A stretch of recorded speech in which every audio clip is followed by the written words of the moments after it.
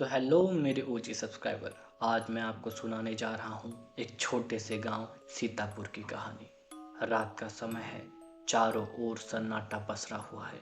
गांव के बीचों बीच एक बड़ा पीपल का पेड़ है जो गांव वालों के लिए डर का स्रोत बना हुआ है। सीतापुर गांव में एक बड़ा पीपल का पेड़ है जो एक भयानक कहानी से जुड़ा है। यह कहानी है उस पेड़ के भूत की जिसने गांव वालों की रूह को कपा रखा है। गांव के एक परिवार को दिखाया जाता है। एक रात रीना नाम की लड़की अपने घर लौटते समय उस पेड़ के पास गुजरती है। पेड़ की ओर देखते ही उसकी रूह कांप उठती है। रीना को पीपल के पेड़ के पास से गुजरते ही अजीब अजीब आवाजें सुनाई देने लगती हैं। उसने देखा कि पेड़ के नीचे कोई छाया खड़ा है।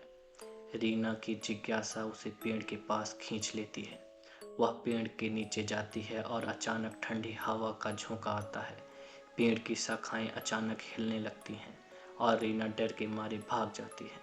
रीना ने जैसे ही पेड़ के नीचे कदम रखा, अजीब घटनाएं शुरू हो गईं। यह संकेत एक भयानक कहानी के शुरुआत का था।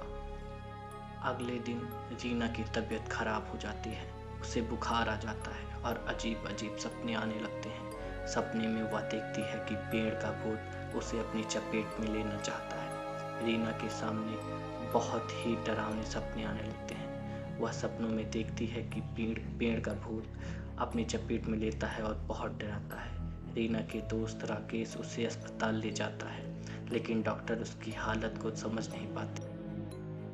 राकेश को लगता है कि रानी को उस पेड़ के बारे में कुछ पता है। राकेश को लगा कि रानी की हालत का संबंध उस भूतिया पेड़ से है। वह पेड़ के रहस्य को जानने के लिए गांव के बुजुर्ग हरि बाबा से मिलने गया। हरि बाबा ने बताया, पेड़ की कहानी बहुत पुरानी है। यह पेड़ एक बार गांव के एक निर्दोष व्यक्ति के पास था, जिसे गांव वालों ने झूठे इल्जाम से मार दिया।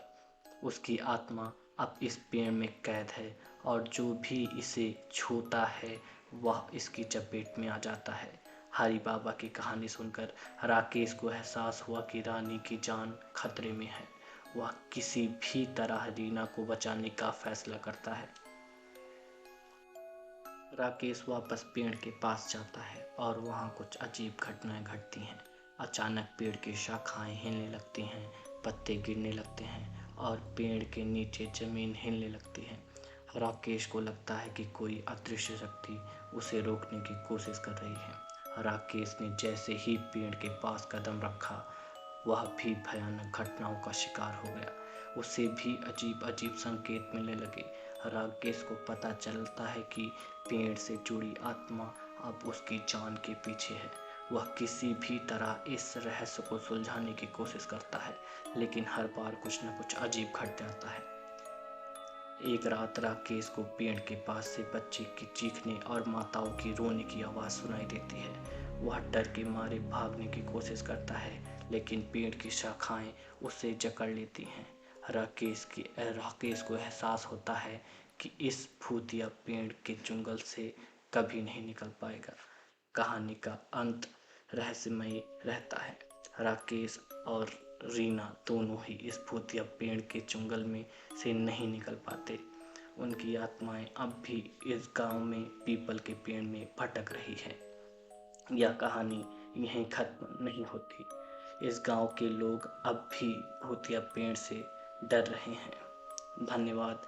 अगली बार अंधेरे में परछाइयों से सावधान रहना।